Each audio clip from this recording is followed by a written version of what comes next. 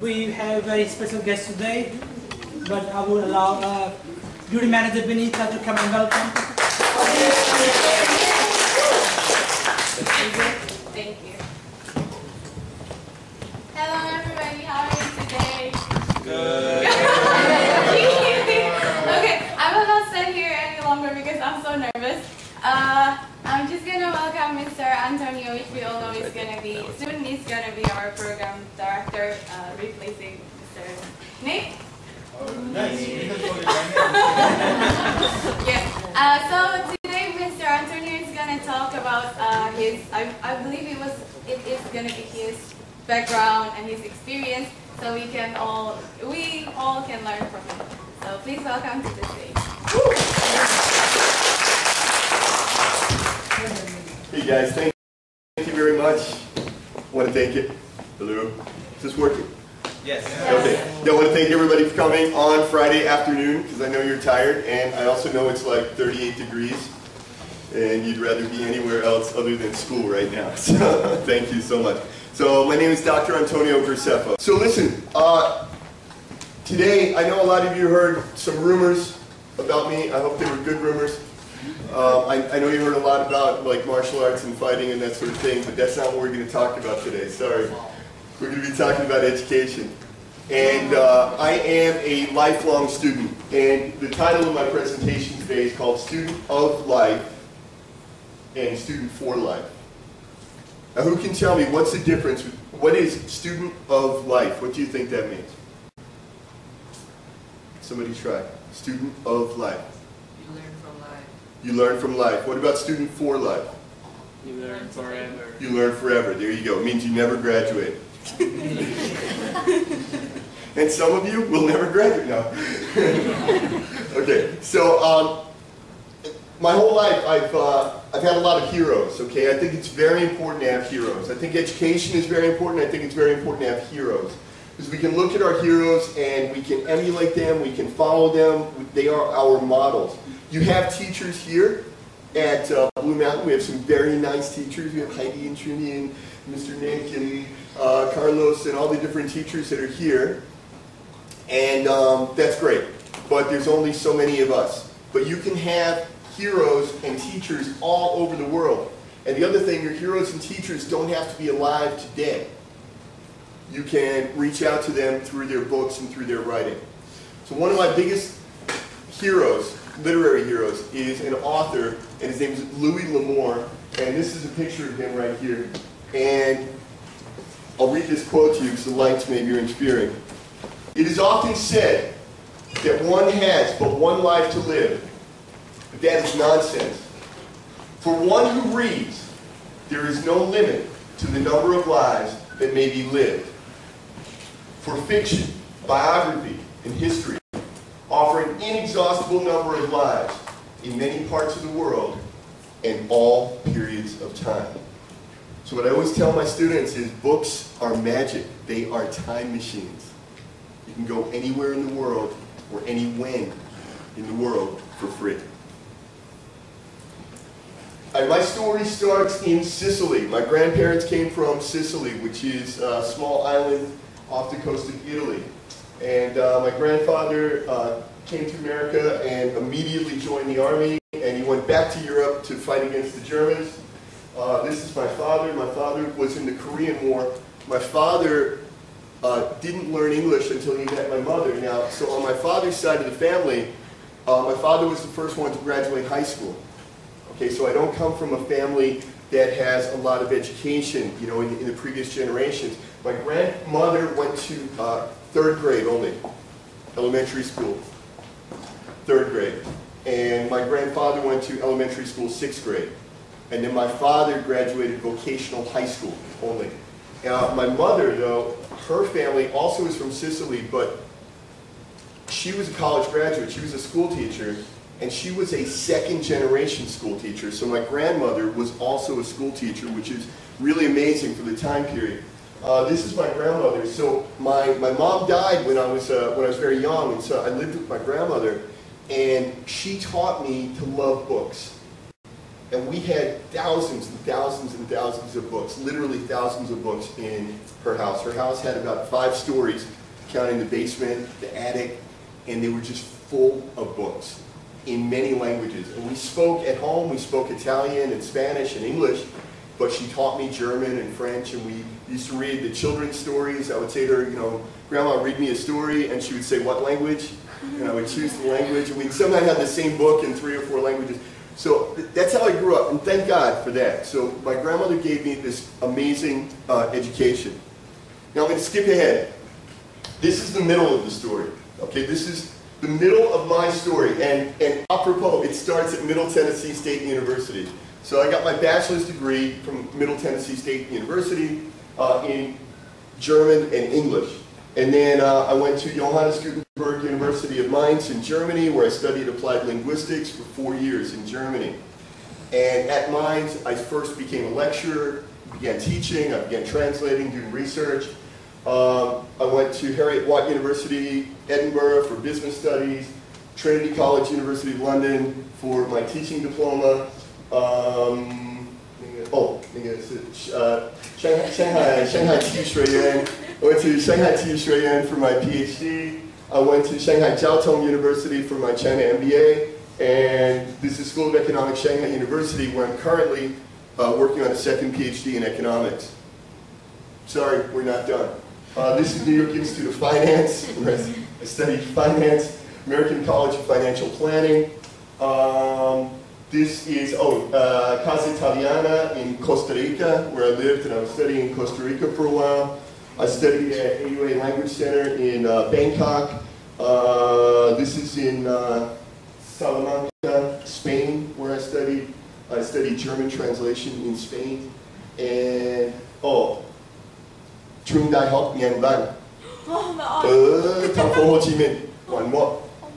This is the Humanities University in Vietnam, where I studied. All right, so that's the book learning. That's the book study, and we can all do that, and you are doing that. But that's only a very small part of the story. Your real learning is what's going to happen inside of you, and it's up to you to make it happen. And again, I have heroes and I follow them. So does everybody know this gentleman right here? Who is that? Tarzan. Okay. So when I was a little boy, even before I could read, I used to love Tarzan. He was one of my first heroes that I ever remember was Tarzan. And later, as I learned to read, then I learned about the author who invented Tarzan. His name was Edgar Rice Burroughs. Edgar Rice Burroughs, out of all the people we're going to talk about today, he had by far the least interesting life. Okay, his life was actually pretty boring. But because his life was boring, what did he do? Fantasize. Okay? And he made up stories in his head. And he wrote hundreds of books. Did I have the number up here? He wrote about 100 books. And he didn't just write about Tarzan, he also wrote about science fiction. So he just had this incredible imagination. I don't know if you saw, there was a terrible movie a few years ago called John Carter. Yeah, it's a pretty terrible movie, but he wrote the book. The original book is quite good. It's part of the series. And so he wrote some of the earliest science fiction that's ever been written. And the one very interesting thing that he did, though, was during World War II, he went to the war as a correspondent, and he was 64 years old. So that's the one very interesting thing he did. Before I could read, I used to watch Tarzan movies. And has anyone ever seen these old Tarzan movies? No. Okay, a few people, a few are teachers. Does anybody know his name? Go ahead, Nick. What's his name? Johnny Weissmuller. So Johnny Weissmuller was really one of my first heroes ever. So my father really liked scuba diving. And my brother really liked scuba diving, and they liked swimming, and I look up to my father and my brother. So we loved swimming, we loved scuba diving, and Johnny Weissmuller was one of my first heroes. And my father and I, one of the things we were able to share, one of the things we could do together was we'd watch Tarzan. So Johnny Weissmuller was my early hero. Johnny Weissmuller was one of the most important Olympic swimmers who's ever lived. Johnny Weissmuller won 5 Olympic gold medals. He was the first person to swim the 100 meters freestyle in less than a minute, and he also won 52 national titles in the United States. So, when I was old enough, I began competing in swimming. And I competed on the United States swimming team, not the Olympic team, but the United States team. Because of Johnny Weissmuller, because of my heroes. All right, this is one of my literary heroes. His name is Sir Richard Francis Burton. And I absolutely, when I was young, I used to read a lot of literature, a lot of novels, and I really enjoyed that. Later, I began reading biographies about these authors. At some point, I stopped reading literature, and I only read the biographies. This is a guy who I love reading about his life. Sir Richard Francis Burton, he was an explorer, geographer, translator, writer, soldier, orientalist, cartographer. Who knows? What is a cartographer? Indonesian students might know. Person who makes maps? Oh, excellent! Person who makes maps. Thank you. Yeah, I thought it might be a similar word in Bahasa. He was an orientalist. Orientalist. What do you think that is? Someone who studies what? With the Orient. And what is the Orient? What do we call it today? We don't usually call it the Orient anymore. What do we say? Asia. Asia. No, not the stars. This is somebody who studies Asia. Okay, he was an ethnologist, he was a spy, he was a linguist, he was a poet, a fencer, diplomat, traveled Asia and Africa. He did many cool things, but this one at the bottom, he spoke 29 languages. And in history, he is considered to be one of the foremost polyglots. Poly, what does poly mean? Many. Many. Polyglot means a person who speaks Many languages. many languages. Very good. So he was one of the most that's ever lived, he's saying, and he spoke 29 languages. He translated, now this book, maybe you've heard of this book, The Arabian Nights? Yes. He translated that into English. He was the first person to translate it from the original language.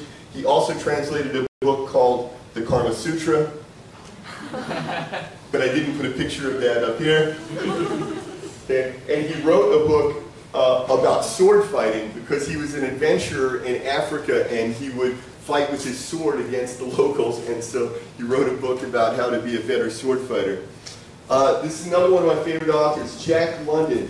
Some of you have heard of The Call of the Wild? Some of you, have you read a book called The Call of the Wild?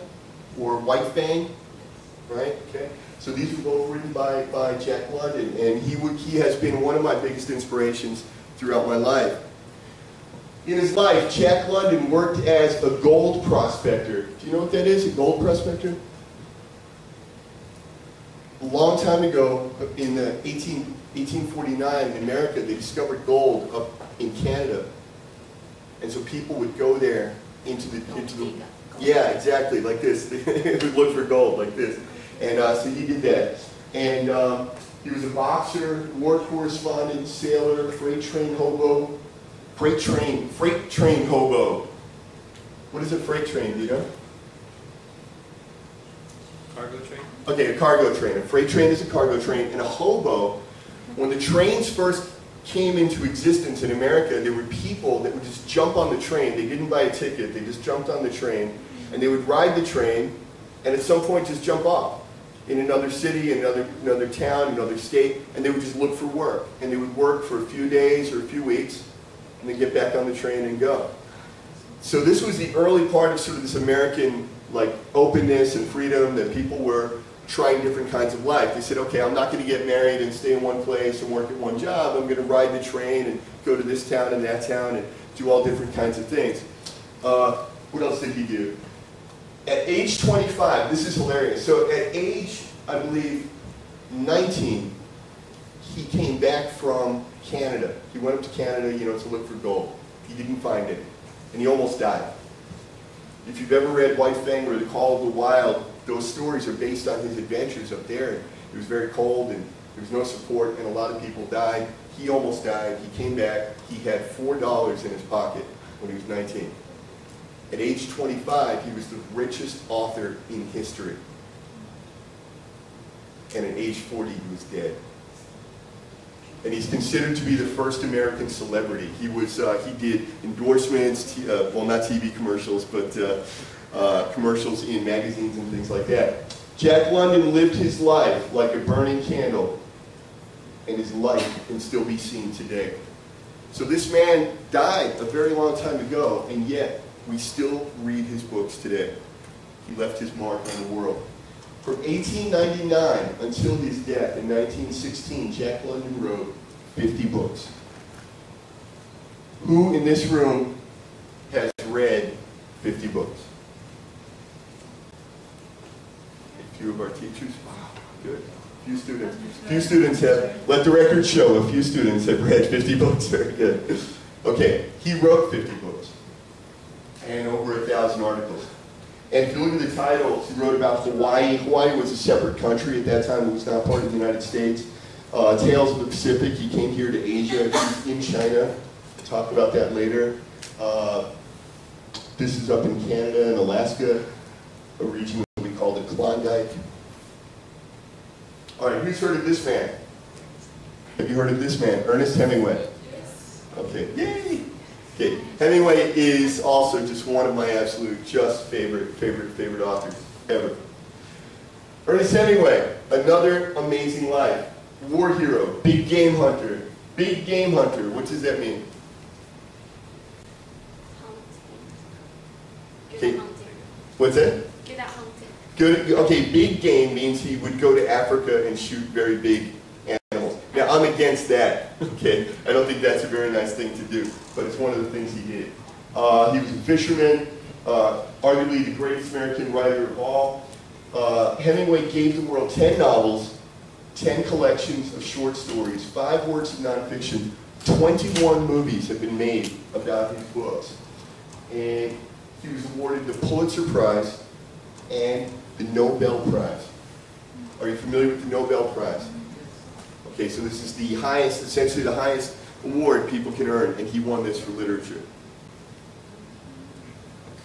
Hemingway traveled the world. He spoke Spanish, German, Italian, and French. He spent years writing in Paris and Spain. In Cuba, he was on his fishing boat. He liked to be fishing and taking his boat out to Cuba. Italy, he served in the First World War in Italy. He was wounded. And he explored all over the United States and Africa. Some say that his greatest literary work was his life. He became the character Ernest Hemingway. He believed boxing, war, hunting, and bullfighting were the greatest things a man could do. He was very much about being Nanzahan, being a man's man. Hemingway gave advance notice about his death. He actually said, "I would not stay in a world where I could not be Ernest Hemingway." So he loved being Ernest Hemingway. And that's something else I want, if you could take something away today, we're talking about education, we're talking about life experience, but one thing I wish you would take away today, I want you to love being you. Your greatest work, the greatest thing you're ever going to create, is you. And it's up to you what that you is going to look like and how you're going to create that. Okay, now we're back to Louis L'Amour, the one who I showed you the quote at the beginning of the presentation. The first line of his autobiography. What is an autobiography? Autobiography. Story of a person. Real story. Right, so biography is a story of someone's life, but an autobiography means you write it yourself. So he wrote his autobiography, and this is the first sentence in that book, and I absolutely love it. It was May 14. In a few days, my class back in Jamestown, North Dakota would be graduating from high school, and I was on a ship in Singapore. So he had run away from home when he was 15 and he joined a ship. So he actually never graduated high school either.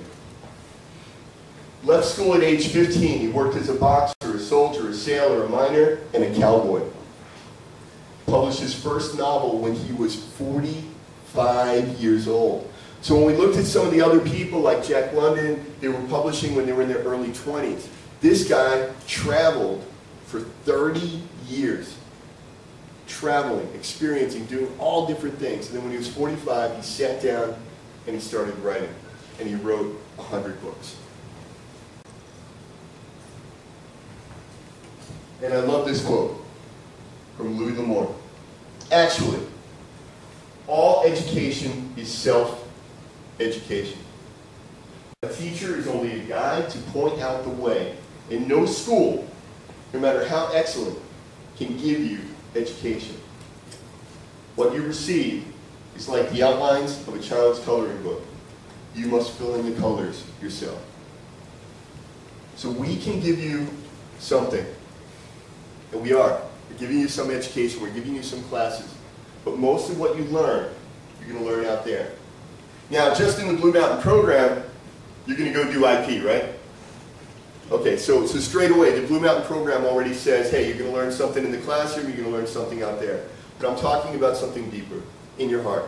When I go to visit the students that are on IP, suddenly they understand why they need to wake up on time, why they need to meet their grooming standards, why they need to be vigilant when they're working, why they need to use their critical thinking skills. Okay, so these life experiences help us to develop into the people that we will be.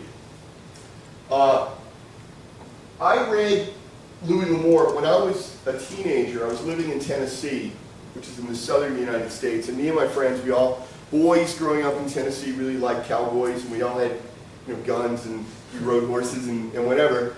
And we used to read a lot of Western novels, so that's how I found Louis L'Amour, because he wrote Western novels. Later, as an adult, when I was in my 20s, I was about your age, I read his biography. And then his biography really touched me. And one of the important things that he said, he claimed to have read 150 nonfiction books per year. And what I learned from his biography was, he said he always had a book in his pocket. And every time he's waiting for a bus, waiting in line, waiting somewhere, he'd just pull it out and read. And by doing that, over the course of a year, he read 150 books. When he died, in his house, he had 17,000 books. Okay, because he was not young when he died, and he read 150 books a year for 60, 70, 80 years, however long. So Louis L'Amour taught me to always carry a book in my pocket, and I do. There's always a book in that bag, and when I was a soldier, I always bought books that would fit in the pocket of my uniform, and that's how I chose my books, was if it was small enough to fit in the pocket of my uniform, I would buy it. If it was too big, I didn't buy it because I couldn't carry it with me. Okay, and I've done that my whole life. Yeah, I learned that from him. And this is me when I was a sailor. When I got on that ship, I had, I think, four jeans, 2 shorts, 6 underwear, but I had 2 bags, 2 massive bags that were about 40 kilograms each. And what do you think was inside? Books. I did not have money to go to university.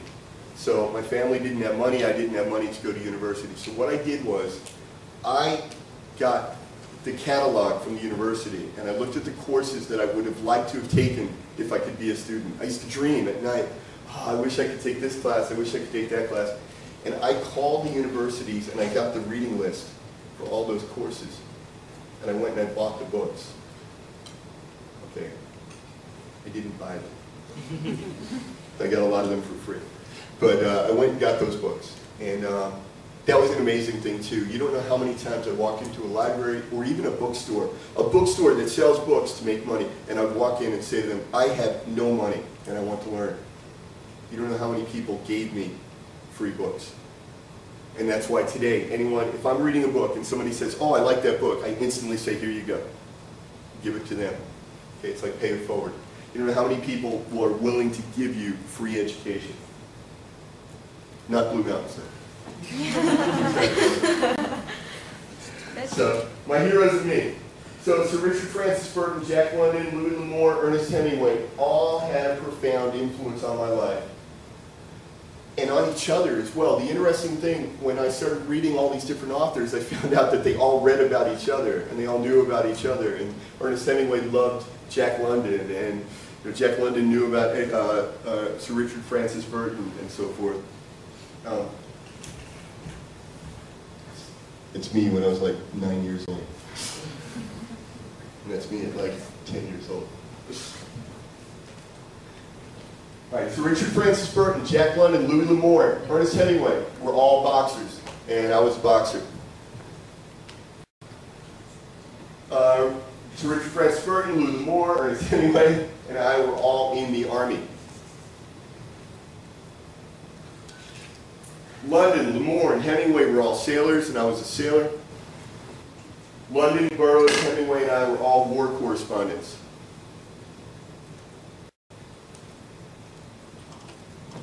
Burton, London, L'Amour, Hemingway, and I all traveled the world and wrote about our adventures. It's one of the biggest things. So you guys, because you're studying hotel management, it's already open to you. The world is already open to you. You have the two most important skills. What do you think is the first most important skill you need if you want to travel the world? Speak English. Right? And everybody in this room can speak English. What do you think is the most powerful tool to find a job that'll take you someplace interesting? You all have it. What tool are most of you holding in your hand right now? Your phone. Your phone. Your phone, right? Your phone's got the internet on it, right? But remember, when I was growing up, there was no internet. There was no internet. Okay, I know you can't imagine, but try to imagine a world without the internet. You can't do it. You can't do it. No, there was no internet, right? You have the internet right there, and you speak English. That's it. That's all you need. You got a phone, the internet, and English. You travel the world. All right, these are all pictures I took from, I spent about 12 years traveling, writing my books, and learning languages around Asia and things like that. And these are all pictures I took in Burma and Thailand and Philippines. And the whole way I carried my big bags of books, and I was reading about Hemingway and London and all these people.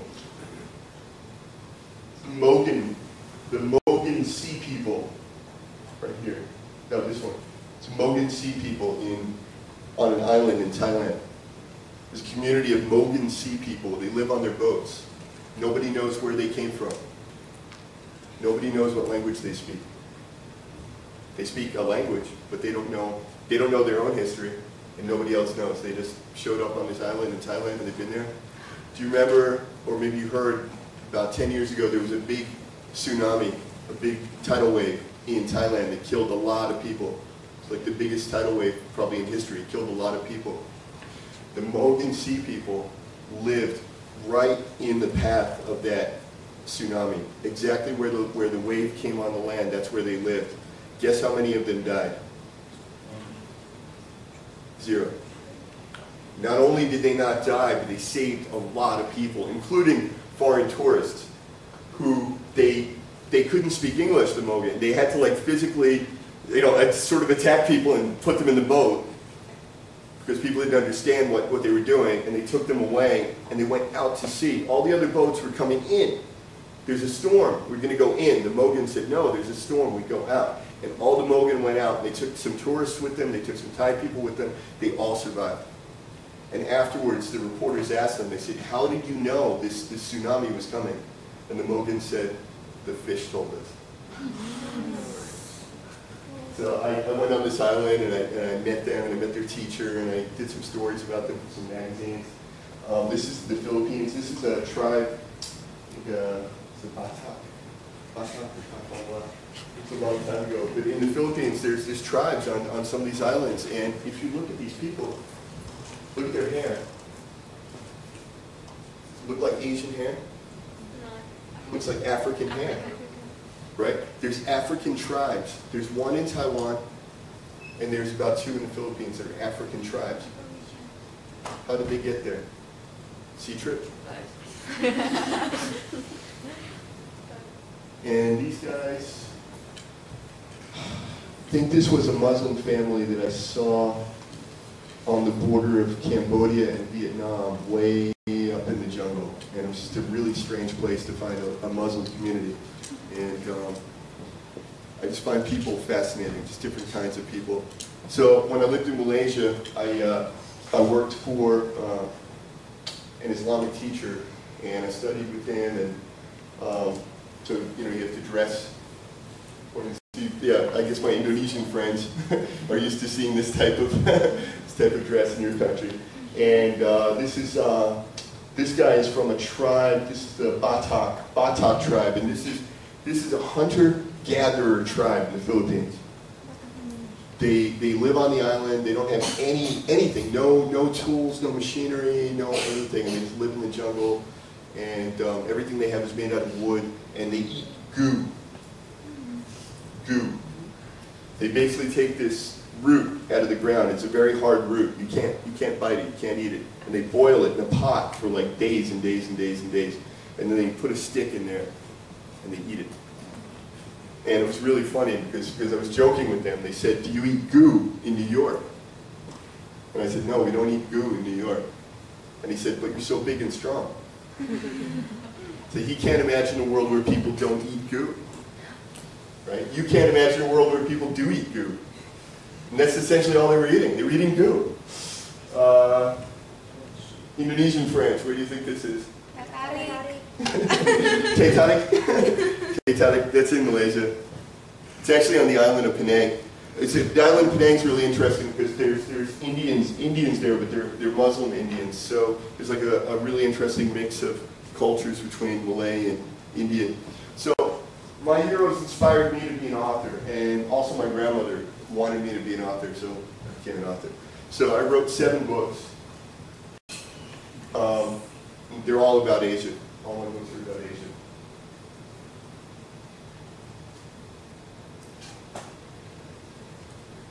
All my heroes read extensively. Now, if you notice, there's one commonality between all of them. They all read constantly. And they wrote a lot. Most of them wrote about 1,000 words per day. Now, your report, when you write a report here at Blue Mountain, how many words? 3,000. Okay, and how long does it take you to write that? 1 week. 1 week? Okay, so these guys, most of them wrote about 1,000 words a day.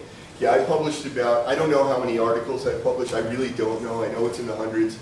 I don't know how many hundreds. But when I write, I can sit down and write easily 1,000 words, even 2,000 in one day. And then some days I don't write, and then other days I write 1,000 words. Jack London. So, again, one of my favorites. And of all the people we talked about today, it's hard for me to pick a favorite. London only lived 40 years, which I think is one of the more interesting things. He only lived to be 40, so he was younger, much younger than me, right? I'm 50, so he was 40, so he was already 10 years dead. All right? So London only lived 40 years, but he used every minute of his life. Worked as a soldier, a sailor, a privateer, blah, blah, blah. 1,000 words a day. 24 of his books are still in print today. That means 24 of his books, you can still go in a bookstore and buy them today. And he did all that writing between the age of 25 and 40. And actually, in the last years of his life, he didn't write very much because his health was very bad. So I think most of his writing is probably between age 25 and 35, about a 10-year period where he wrote all those books and all those stories. But he was only able to do that because he used every minute of every day. Jack London never played Candy Crush. Jack London didn't know about Taobao. Lessons we can learn from my heroes. All right, guys, wake up. If you didn't listen to anything I said today, this is the time to listen. Listen, you too. Okay, so this is what we call the takeaway. Okay, this is the takeaway. If you remember this part, you'll get an A. All right, you ready? Yes. Okay, oh, I'm sorry, you'll get an HD. I forgot, Australia. HD. Okay, you'll get an HD. All right, number 1, read constantly. Read sometimes, yes or no? Yes. No, constantly. Oh, you failed. You failed. Okay, number 2. Always stop studying. No. Yes. Never. Never stop studying. Number 3, playing Candy Crush. Every day. Yes. No. Oh gosh. Yeah. Shut up. All right. Read constantly. Never stop studying. Use every minute of every day. How many hours in a day? 24, not 8. Most people think it's 8. How many days in a week? 7, not 5. That's the mistake that people make. There's something, I didn't put it up here, but there was a movie my dad showed me when I was like really, really young, but it just burned the scene in my head. This boy wanted to get married, and he had no money. Okay, we've heard that story in China, right? Want to get married, you have to buy what? A wife. Oh no, a house. Okay. You have to buy a house. And he had no money to buy a house. So he sat down and he said, oh, a house costs, X amount. And if I work every day, it's going to take me 20 years to buy a house. And then he thought, wait, there's not 5 days in a week, there's 7. Oh, okay, it's not going to take me 20 years to buy a house, it's going to take me 15.